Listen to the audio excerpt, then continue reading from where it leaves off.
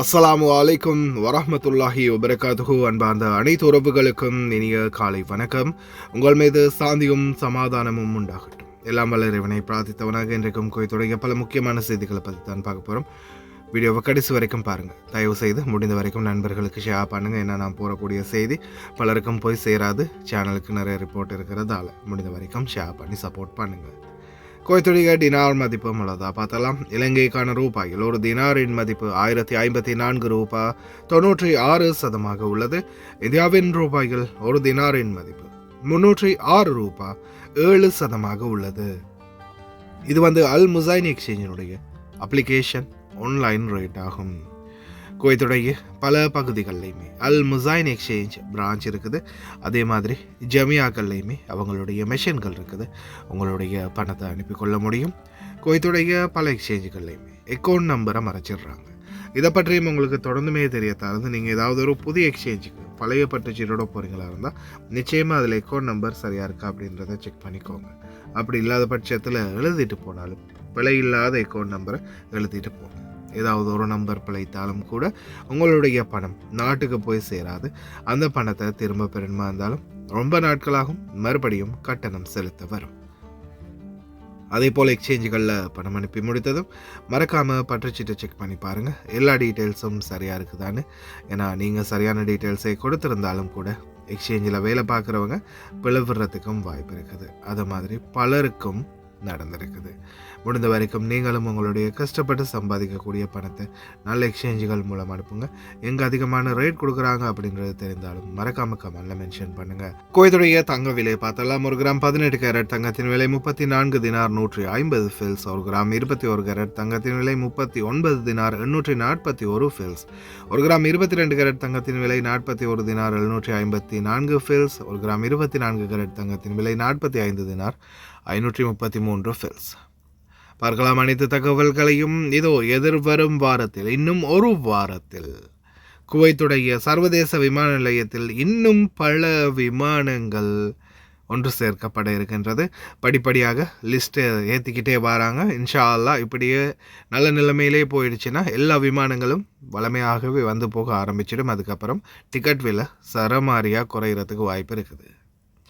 எது எப்படியோ மறுபடியும் பேச்சுவார்த்தைகள் ஆரம்பிச்சிருக்கிறாங்க. ட்ரம்ப்பை பற்றி தான் உங்களுக்கு தெரியுமே. ஒரு நாளைக்கு காலையில் விடியும் போது ஒன்று சொல்லுவான், தூங்கும்போது ஒன்று சொல்லுவான். அதனால் எதையுமே நம்ப முடியாது. பொறுத்திருந்து பார்ப்போம். யுத்த சூழல்ன்றது ஒரு தலைகீழான பாத்திரமாகவே போயிட்டுருக்குது. எவ்வளவுதான் தண்ணி ஊற்றினாலும் நிறைய போகிறதில்ல. பாத்திரத்தை திருப்பி வச்சாதான் ஏதாவது ஒரு வழி கிடைக்கும். ஆனால் இப்போதைக்கு வரைக்கும் சீஸ்ஃபயருக்கு இடம் அளிக்க போகிறதில்ல. நாங்கள் தொடர்ந்து தாக்கிக்கிட்டே இருப்போம். ஹிஸ்புல்லா சீஸ்ஃபயரில் சும்மா விட்டுட்டோம்னா அவங்க மைனிங் பண்ணிக்கிட்டே இருப்பாங்க, நிலத்தை தோண்டிக்கிட்டே இருப்பாங்க, அவங்களுக்கான பங்கரை ரெடி பண்ணிடுவாங்க. நாங்கள் அதுக்கு இடம் அளிக்க மாட்டோம் அப்படின்னு நெதன்யாகு அங்கேருந்து தெரிவிக்கிறான். எங்களை ட்ரம்ப் டெய்லி ஒரு நாளைக்கு ஒரு கதையை சொல்லிக்கிட்டே இருக்கிறான். பார்ப்போம் என்ன தான் நடக்குது, எங்கே தான் போய் முடியுது அப்படின்னு. இப்போதைக்கு ஒரு அமைதியான சூழல் நிலவுது. நேற்றைய தினம் தாக்குதல் நடத்தப்பட்டது. இன்றைக்கி அமைதியான சூழல் நிலவுது. நாளைக்கு என்ன நடக்கும் எதுவுமே நம்மளால் வியூகிக்கவும் முடியலை, கணிக்கவும் முடியலை. டெய்லி ஏதாவது ஒரு நல்ல செய்தி இல்லைன்னா கெட்ட செய்தி மாறி மாறி வந்துக்கிட்டே இருக்குது. பார்ப்போம் ஈரான் தரப்பு என்ன மாதிரியான முடிவு எடுக்கிறாங்கன்னு. கடைசியாக அவங்க ஈரான் தரப்பு சொல்லியிருக்கிறாங்க, நீங்கள் லெபனான் மீதும் பாலஸ்தீன் மீதும் தாக்குறதை நிறுத்துங்க, நாங்களும் பேச்சுவார்த்தைக்கு உடன்படுறோம் அப்படின்னு. பொறுத்திருந்து பார்ப்போம் என்ன மாதிரியான சூழல் வருது, எப்படி முயற்சி எடுக்கிறாங்க, என்ன தான் நடக்குது அப்படின்னு. முடிந்த வரைக்கும் பிரார்த்தனை பண்ணுவோம். நேற்றைய தினம் தப்பி ஓடிய நபர்கள் தாடியோடு இருந்தால் எப்படி இருப்பாங்க, தாடி இல்லாட்டி எப்படி இருப்பாங்க அப்படின்னலாம் வகையாக வகைப்படுத்தி இவங்களை பற்றி தேடுதல் வேட்டைக்கு அதிகாரிகள் ஒத்துழைப்பு வழங்குமாறு தெரிவிச்சிருந்தாங்க. அந்த சூழலில் பார்த்திங்கன்னா பகுதிகளில், பாலைவன பகுதிகளில் 3 பேரும் தப்பி ஓடும்போது உடனடியாக தகவல் கிடைச்சி உள்துறை அமைச்சகத்துக்கு சுட்டு பிடித்து கைது பண்ணியிருக்கிறாங்க அப்படின்ற தகவல் கிடைச்சிருக்குது. 24 மணித்தியாலத்தில், கடந்த 24 மணித்தியாலத்தில் தப்பியோட போனவர்கள் பிடிபட்டிருக்கிறாங்க. நல்ல விடயம். இவங்களை பற்றி தேடுறதை இதுக்கு பிறகு விட்டுறலாம். குவைத்துடைய ஆர்மி த ஜென்ரல் ஸ்டாஃப் ஒரு மிக முக்கியமான தகவலை வெளியிட்டிருக்கிறாங்க. குடியிருப்பாளர்கள் மற்றும் குடிமக்களுக்கு இன்றைய தினம் குவைத்தில் பல பகுதிகளில் கடந்த காலங்களில் விழுந்த வெடிக்காத வெடிப்பொருட்கள் அது அனைத்தையுமே பார்த்திங்கன்னா இராணுவம் இணைந்து அந்த வெடிப்பொருட்களை செயலிழக்கம் செய்கிறது இல்லை அழிக்கிறது அதை இல்லாமக்கிறதுக்கான முயற்சிகளில் ஈடுபட போகிறதாகவும் அது இன்று காலை 8 மணியிலிருந்து மதியம் 12 மணி வரைக்கும் இது செயல்படுத்தப்படும் அப்படின்னும் தெரிவிச்சிருக்கிறாங்க. அதனால் இந்த வேலைகளில் சத்தம் கேட்கும், அதாவது வெடிப்பு சத்தங்கள் கேட்கும். குறிப்பாக இது ஜஹரா பகுதிகளில் இந்த செயல்பாடுகள் நடக்கிறதுக்கு வாய்ப்பு இருக்குது. காலையில் 8 மணிலேருந்து 12 மணி வரைக்கும் டும் டும்மெண்டு அதிர்ற சத்தம் கேட்குதுன்னா பயப்படாதீங்க. இது எல்லாமே அவங்க அந்த வெடிப்பொருட்களை அழிக்கிறதுக்கான ஏற்பாடுகள் அப்படின்றத நினச்சிக்கோங்க. அடுத்தது ஆசிய நாட்டவர் கிறிஸ்டல் மெத் போதைப் பொருள் வாகனத்துக்குள்ளே இருந்து கைது பண்ணப்பட்டிருக்காரு. தயவுசெய்து கவனம், போதைப் பொருள் விடயங்கள்லேருந்து முடிந்த வரைக்கும் தவிர்த்துக்கோங்க. அதே மாதிரி 2 ஆப்பிரிக்க நாட்டவர்களும் கைது செய்யப்பட்டிருக்கிறாங்க. ஆல்கஹால் பர்ச்சேஸ் செட்டிங்கில் வச்சு இவங்களும் பிடிபட்டிருக்கிறாங்க. தயவு செய்து ரொம்ப கவனமாக இருங்க. போதைப் பொருள் விடயங்கள்லேருந்து உங்களை நீங்கள் தவிர்த்துக்கோங்க. الحمد لله افتتاح T1 تم بالتنسيق مع اخواننا في الهيئه العامه للطيران المدني واخواننا في وزاره الداخليه لوضع خطه تشغيل جاهزه لاستقبال الركاب والطائرات والخطوط والايرلاين اللي جايين على التي1. صار في تجديد طبعا زي ما انتم شايفين في المطار. الخطوط الكويتيه سوت كاونتر حق الفيرست كلاس والجي كلاس، ديديكيتد كاونتر اللي هو بالمدخل زون 1 القديمه. الطاقه طبعا التشغيليه عندنا احنا تو ذا ماكس، لان الخطوط الجويه الكويتيه هي اللي تقدم خدمه المناوله في مطار التي 1 لجميع شركات الطيران. فكان اوريدي التنسيق من اول مع اخواننا في الهيئه واخواننا في وزاره الداخليه الجمارك.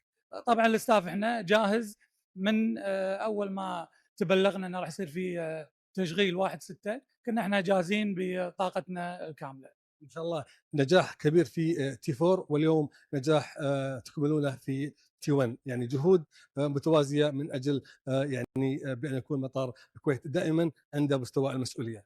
الحمد لله طبعا احنا موظفين خطوط الجويه الكويتيه على مستوى عالي من الاحترافيه والتدريب الميداني على الاجراءات السفر وتسهيل اجراءات وصول الركاب والحقائب على الاير سايد بلو ذا وينج. فيعني احنا مدربين الستاف اللي عندنا على احدث الاجهزه حتى السيستمز اللي موجودين، لان مثل ما انت عارف الشركات كل شركه لها سيستم معين، فاحنا مدربين موظفينا على سيستم كل شركه لتسهيل عمليه التشيك-ان. وطبعا احنا الحين نتبع القانون الجديد اللي هو الكاونتر، التشيك-ان كاونتر يسكر ساعه لدول الخليج والدول العربيه وساعه ونص للدول الاخرى، هذا لضمان تسهيل الاجراءات بالوقت وعشان تطلع رحلات اون تايم. Has it taken longer than you expected it would to make a deal with Iran? Well, let's put it this way: you were in Vietnam 19 years, right? You were in Afghanistan and these other places 10 years. You were in Iraq. How long were you in Iraq? 12 years. You were in Korea for 7 years. World War II is different. That was 4 years. I'm in for 3 months, and much of it's been ceasefire. So, and you know what?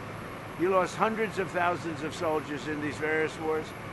In 2 wars, Venezuela, where we lost nobody, and here, we lost 13 people.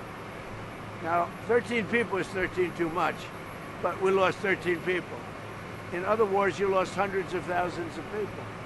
So, people don't like it when you say, oh, do you know you've lost 13? We've lost in 2 major wars.